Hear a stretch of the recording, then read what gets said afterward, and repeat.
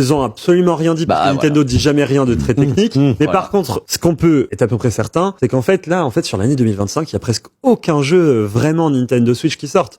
On a eu Donkey Kong Bonanza, on sait que c'était un jeu qui était prévu pour la Switch 1 à la base. Ouais. On a eu Mario Kart World, on sait que c'était un jeu qui était prévu pour la Switch 1 aussi à la base.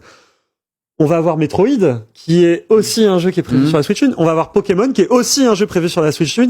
Bref, il n'y a pas vraiment de jeu next-gen. Et peut-être que ce sera avec ces jeux next-gen qui vont sortir en 2026. On ne sait pas encore lesquels. On connaît pas la line-up. On n'a pas plus de visibilité que ce que je viens de dire. Il y a peut-être des surprises fin d'année, genre avant Noël, au pif. Qui vont sortir. Il y a Pokémon, donc Pokémon, souvent, il y a ça qui sort, puis il n'y a plus rien autour, tu vois. Il y a des nouveaux jeux GameCube qui arrivent. Là, tu me parles. J'avais la GameCube.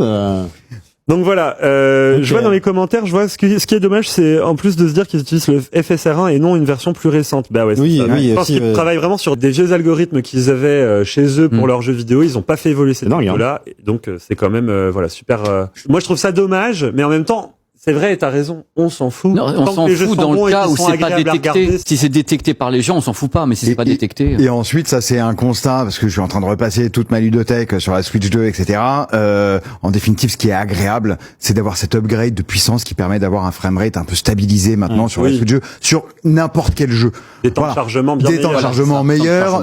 Les jeux sont en 30 FPS, mais au moins j'ai un 30 FPS stable. Je suis content, ça me permet de jouer confortablement. Voilà.